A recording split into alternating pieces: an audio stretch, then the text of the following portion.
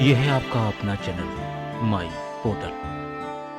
साथियों, सत्र 22-23 के वार्षिक परीक्षा के आयोजन के संबंध में विस्तृत दिशा निर्देश राज्य शिक्षा केंद्र द्वारा प्राप्त हो गए हैं। आज इन्हीं दिशा निर्देशों के बारे में हम आपको बताएंगे, एक एक बिंदु पे चर्चा करेंगे कक्षा 5वीं 8वीं की वार्षिक परीक्षा के संबंध में। जब तक हम तैयारी करते हैं वीडियो दिखाने की, तब तक आपसे अनुरोध है, अगर आपने चैनल को अभी तक सब्सक्राइब ना किया हो तो एक बार।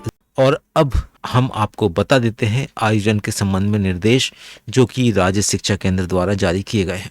ये पत्र आया है 27 फरवरी को और पत्र क्रमांक है 1173। प्राथमिक एवं पूर्व माध्यमिक यानी कक्षा 8 वार्षिक परीक्षा सत्र 22-23 के आयोजन संबंधी निर्देशिका विषय और इस पत्र के साथ में विस्तृत दिशा निर्देश संलग्न किए गए हैं। आप हमारे डिस्क्रिप्शन बॉक्स में जाकर इसको डाउनलोड कर सकते हैं और पढ़ भी सकते हैं। तो चलिए बात कर लेते हैं 22-23 सत्र के लिए वार्षिक परीक्षा के कुछ महत्वपूर्ण बिंदुओं को जो निर्देशिका में लिखे हुए हैं।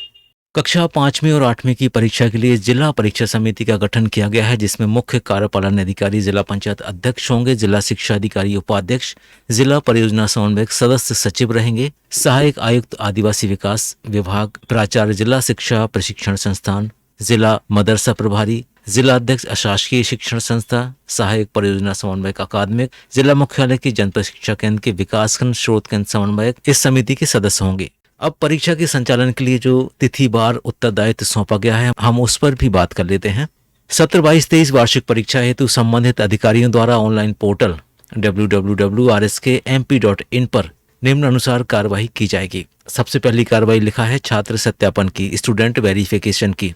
पहला बिंदु है कि शाला की यूडाइस अंतर्गत दर्ज छात्रों की पोर्टल पर प्रदर्शित जानकारी का मिलान कर पंजीयन एवं सत्यापित करना। त्रुटिपूर्ण जानकारी होने पर उसका सुधार किया जाना। दूसरा बिंदु है कि सूची में प्रदर्शित कोई छात्र यदि वर्तमान में उस शाला में अध्ययनरत नहीं है तो उपयुक्त कारण दर्ज करते हुए छात्र को अनमैप करना। और तीसरा बिंदु, यदि कोई ऐसा छात्र शाला में अध्ययनरत है जिसका नाम सूची में सम्मिलित नहीं है तो ऐसे छात्र को सूची में शामिल करना। और इस काम को करने के लिए समय सीमा 28 फरवरी निर्धारित की गई है। अगला बिंदु है परीक्षा केंद्रों के निर्धारण के संबंध में। बीआरसीसी पोर्टल पर प्रत्येक परीक्षा केंद्र यानी शाला को चिन्हित कर शाला में कक्षों की उपलब्धता अनुसार परीक्षा केंद्रों की क्षमता दर्ज करेंगे तथा कंडिका 5 में वर्णित दिशा निर्देशों अनुसार परीक्षा केंद्राध्यक्ष एवं सहायक केंद्राध्यक्ष का भी चयन करेंगे। बिंदु क्रमांक दूसरा है कि प्रत्येक जनशिक्षा केंद्र स्तर पर 3 परीक्षा केंद्र बनाए जाएंगे। विशेष परिस्थितियों में राज्य शिक्षा केंद्र को सूचित करते हुए जिला परियोजना समन्वय की अनुमति से परीक्षा केंद्रों की संख्या बढ़ाई जा सकती है। इसी का तीसरा बिंदु है अशासकीय शालाओं एवं मदरसों को भी परीक्षा केंद्र बनाया जा सकता है।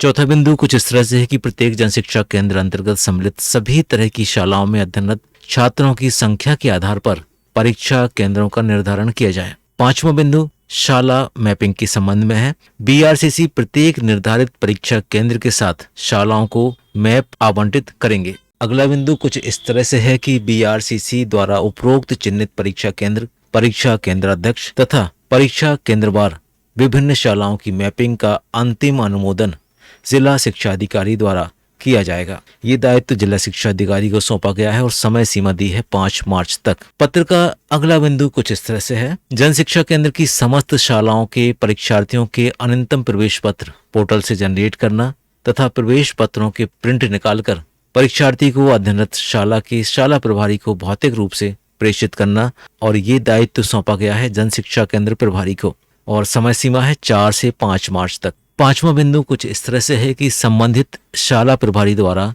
अनंतिम प्रवेश पत्रों में दिए गए विवरण का मिलान कर त्रुटिपूर्ण प्रविष्टियों को सुधार करना और ये दायित्व सौंपा गया है शाला प्रभारी को और समय सीमा है 6 से 10 मार्च। छठवां बिंदु परीक्षार्थियों के अंतिम प्रवेश पत्र के प्रिंट निकालकर परीक्षार्थियों की अध्ययनरत शाला के शाला प्रभारी को भौतिक रूप से प्रेषित करना और ये कार्य सौंपा गया है जन शिक्षा केंद्र प्रभारी को। समय सीमा है 11 से 13 मार्च। सातवां बिंदु संबंधित शाला प्रभारी द्वारा प्रवेश पत्रों का परीक्षार्थी वार वितरण करना।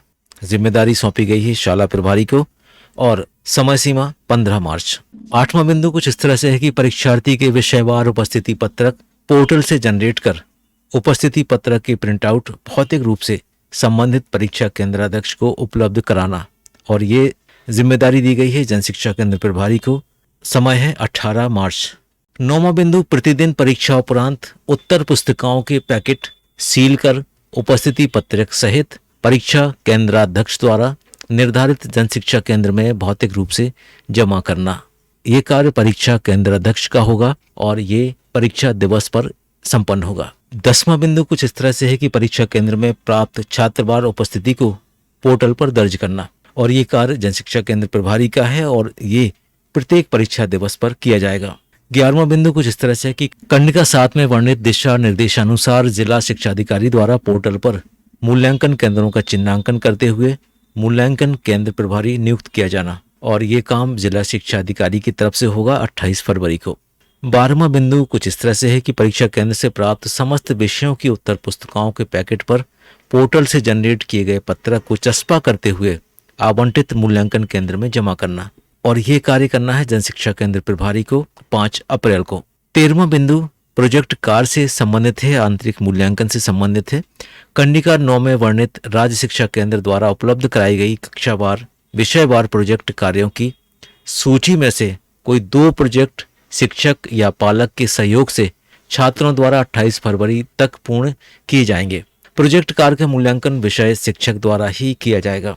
परीक्षार्थियों के प्रोजेक्ट कार्य आंतरिक मूल्यांकन के प्राप्तांकों का पत्रक संबंधित जनशिक्षा केंद्र में जमा करना है। जनशिक्षा केंद्र प्रभारी द्वारा अपने जनशिक्षा केंद्र की समस्त शालाओं के परीक्षार्थियों के प्रोजेक्ट कार्य के प्राप्तांक पोर्टल पर दर्ज किए जाएंगे। ये सभी काम जनशिक्षा केंद्र प्रभारी को और शाला प्रभारी को करना है। 14वां बिंदु कुछ इस तरह से है कि उत्तर पुस्तिकाओं का मूल्यांकनकर्ता उन्हें आवंटित उत्तर पुस्तिकाओं के मूल्यांकन उपरांत प्राप्तांकों की प्रविष्टि पोर्टल पर जनरेट प्रपत्र में दर्ज कर हस्ताक्षरित प्राप्तांक पत्रक मूल्यांकन केंद्र प्रभारी को सौंपेंगे। तत्पश्चात मूल्यांकन केंद्र प्रभारी द्वारा प्राप्तांकों को पोर्टल पर परीक्षार्थी वार दर्ज किया जाएगा, और ये कार्य करना है मूल्यांकन केंद्र प्रभारी को 10 अप्रैल को। 15वां बिंदु परीक्षा परिणाम के संबंध में है कि परीक्षा प्राप्तांकों के आधार पर परीक्षा परिणाम जारी करना, और इस कार्य के लिए तिथि जो निर्धारित है वो है 20 अप्रैल। और अब हम आपको बता देते हैं परीक्षा केंद्र पर की जाने वाली सामान्य कार्यवाही। पहला, परीक्षार्थी को पोर्टल से जनरेट किए हुए प्रवेश पत्र के आधार पर परीक्षा केंद्र में प्रवेश दिया जाएगा। दूसरा है परीक्षा कार्यक्रमानुसार प्रतिदिन बैठक व्यवस्था की जानकारी परीक्षा केंद्र के नोटिस बोर्ड पर चस्पा की जाएगी। तीसरा, परीक्षा केंद्र पर परीक्षार्थियों के लिए पीने के पानी की समुचित व्यवस्था की जाए, शौचालय की साफ सफाई भी सुनिश्चित की जाए। 5वां बिंदु परीक्षा केंद्राध्यक्ष के निर्धारण के संबंध में है। पहला, बीआरसीसी द्वारा पोर्टल पर परीक्षा केंद्र चिन्हित करते समय संबंधित परीक्षा केंद्र के लिए केंद्राध्यक्ष एवं सहायक केंद्राध्यक्ष का चयन किया जाएगा। बीआरसीसी द्वारा चयनित केंद्र अध्यक्ष का अंतिम अनुमोदन जिला शिक्षा अधिकारी द्वारा प्रदाय किया जाएगा। दूसरा, सामान्यतः केंद्राध्यक्ष व्याख्याता उच्च माध्यमिक शिक्षक, माध्यमिक शाला के प्रधानाध्यापक, माध्यमिक शिक्षक, उच्च श्रेणी शिक्षक को बनाया जाना चाहिए। विशेष परिस्थितियों में प्राथमिक शाला के प्रधानाध्यापक एवं वरिष्ठ सहायक शिक्षक को भी केंद्र अध्यक्ष नियुक्त किया जा सकता है। सहायक केंद्र अध्यक्ष का चयन बीआरसीसी स्वविवेक से कर सकेंगे। अब हम आपको बता देते हैं कि परीक्षा केंद्र अध्यक्ष का क्या दायित्व है। इसका पहला बिंदु है परीक्षा तिथि पर कक्षावार परीक्षार्थियों की बैठक व्यवस्था तथा पर्यवेक्षकों की ड्यूटी का निर्धारण करना। दूसरा बिंदु है परीक्षा की गोपनीयता सुनिश्चित करते हुए जन शिक्षा केंद्र से परीक्षा दिवस को संबंधित विषय के प्रश्न पत्रों के पैकेट परीक्षा प्रारंभ होने के 30 मिनट पूर्व प्राप्त करना। परीक्षा को नियत समय पर प्रारंभ एवं समाप्त करवाना तथा पर्यवेक्षकों पर सामान्य निगरानी रखना।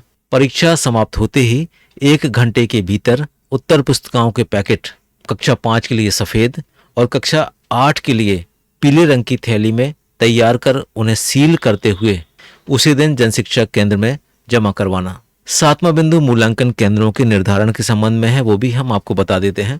पहला है मूल्यांकन केंद्रों का निर्धारण जिला शिक्षा अधिकारी द्वारा किया जाएगा। दूसरा, सामान्यतः प्रत्येक 3 से 4 जनशिक्षा केंद्र के समूह पर एक मूल्यांकन केंद्र नियत किया जाए। तीसरा, प्रत्येक मूल्यांकन केंद्रों के लिए मूल्यांकन केंद्र प्रभारी एवं मूल्यांकनकर्ता की नियुक्ति भी जिला शिक्षा अधिकारी द्वारा की जाएगी। आज के अंक में बस इतना ही। मिलते हैं एक नए टॉपिक के साथ। तब तक के लिए थैंक्स फॉर वॉचिंग।